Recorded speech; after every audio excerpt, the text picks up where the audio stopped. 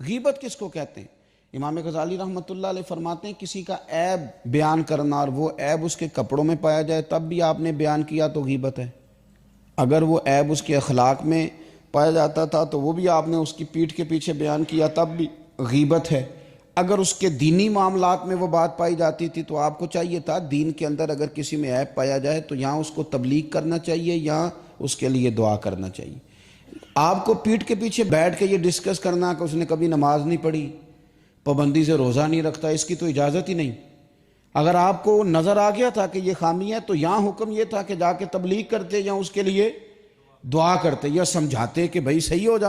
لیکن بیٹھ کے ہم نے عیب جوئی کی، کسی بھی جگہ بیٹھ کے کسی شخص کے عیب بیان کرنا اور پیٹھ کے پیچھے بیان کرنا یہ اس کی غیبت ہے۔ صحیح مسلم شریف میں حضرت ابو ہریرہ رضی اللہ تعالیٰ عنہ فرماتے ہیں کہ نبی پاک صلی اللہ تعالیٰ علیہ وسلم نے صحابہ سے فرمایا تم جانتے ہو غیبت کیا ہے؟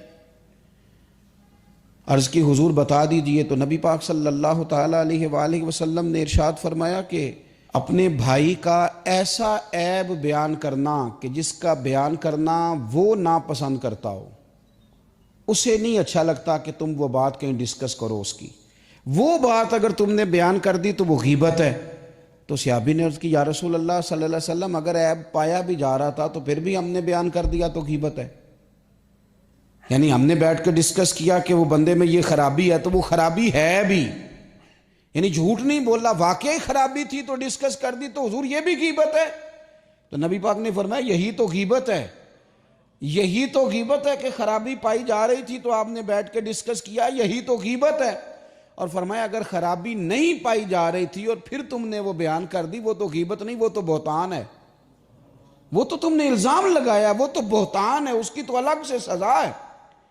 غیبت کا معنی یہ ہے کہ کسی میں عیب پایا جاتا تھا، آپ نے وہ بیان کیا، آپ کو کس نے یہ اجازت دی تھی کہ آپ بیٹھ کے ڈسکس کریں؟ اور اگر آپ نے ڈسکس کیا تو میرے بھائی غور تو کریں، کسی چیز کو ڈسکس کرنے کے مقاصد ہوتے ہیں، کس مقصد کے لیے ڈسکس کیا، کیوں ڈسکس کیا؟ اگر تو آپ نے اس کی اصلاح کے لیے ڈسکس کیا تو پھر چاہیے تو یہ تھا کہ مل کے اس کے گھر جاتے، کہتے میاں یہ عیب ہے، یہ تیرے لیے ٹھیک نہیں، اس کو درست کر۔ اور اگر آپ نے اس لیے یہ بات چھیڑی نہیں تو پھر آپ کو اس کے لیے دعا کرنی چاہیے تھی کہ یا اللہ اس کے اندر یہ غلطی پائی جاتی۔ یہ جو آپ نے دوسرے ساتھی کے سامنے اس کا وہ عیب بیان کرنا شروع کیا، مقصد کیا ہے سوائے اس کے کہ آپ لوگوں کی نظروں میں دوسروں کو گرانا چاہتے ہیں؟ ہمارے محدثین فرماتے ہیں کہ یہ جو اتنا سخت حکم لگایا گیا نا، قرآن پاک نے کہا جس نے غیبت کی اس نے مرے ہوئے بھائی کا گوشت کھایا، اور حدیث میں فرمایا گیا کہ غیبت زنا سے بھی زیادہ برا کام ہے، زنا سے بھی زیادہ۔ یہ کیوں کہا گیا؟ غیبت کی اتنی مذمت کیوں کی گئی؟ میرے نبی پاک علیہ السلام نے کعبے کی طرف دیکھ کے فرمایا تھا، ترمذی میں موجود ہے، فرمایا کعبے تیری بڑی عزت ہے پر میرے مومن کی عزت اللہ کی بارگاہ میں کعبے سے بھی زیادہ ہے۔ جس کی اتنی زیادہ عزت تھی، جس کا اتنا زیادہ اکرام تھا، رب کی نظر میں اتنی عزت تھی، اس کی تم نے عیب جوئی شروع کر دی، تم نے بیٹھ کر اس کی غیبتیں کی، تم نے اس کے بارے میں بڑے بڑے غلط فکرے بولے، دوسروں کو بھی دعوت دی۔ تمہارا ذہن تو اس کے بارے میں خراب تھا ہی، بہت سارے لوگوں کا ذہن خراب کر دیا اس کے بارے میں جس کی عزت رب کریم کی نظر میں کعبے سے بھی زیادہ ہے۔